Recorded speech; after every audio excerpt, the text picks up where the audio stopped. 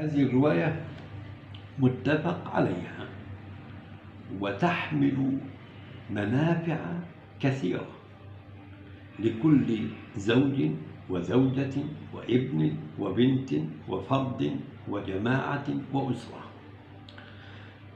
الرواية يرويها لنا سعد بن أبي وقاص، وسعد رضي الله عنه هو أحد العشرة المبشرين بالجنة.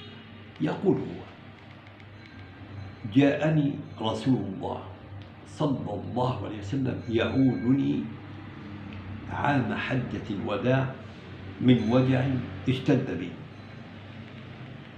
فقلت: يا رسول الله، إنه قد بلغ بي من الوجع أي من المرض ما ترى، وأنا ذو مال ولا يرثني إلا ابنة لي، أفأتصدق بثلثي مالي؟ فقال النبي صلى الله عليه وسلم: لا.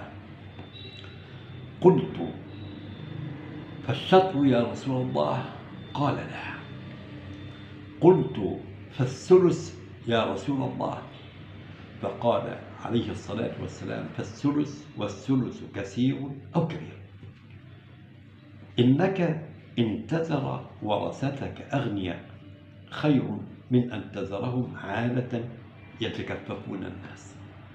ثم توسع النبي وبين كعادته عليه الصلاة والسلام أنه إذا سئل عن شيء يعطيك أجوبة على أشياء، فقال لسعد رضي الله عنه وأرضاه: وإنك لن تنفق نفقة تبتغي بها وجه الله إلا ازددت بها درجة ورفعة، أي أجرت عليها.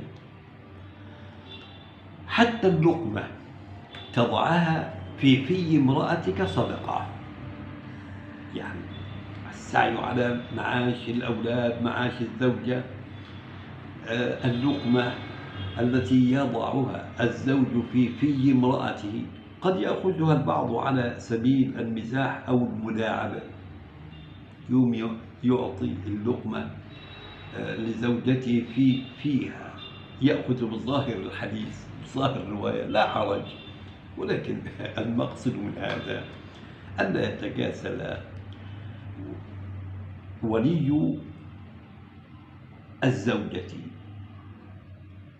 وفي هذا الإطار ألا يتكاسل الزوج، ألا يتكاسل الأب عن السعي ليكفل أسرته.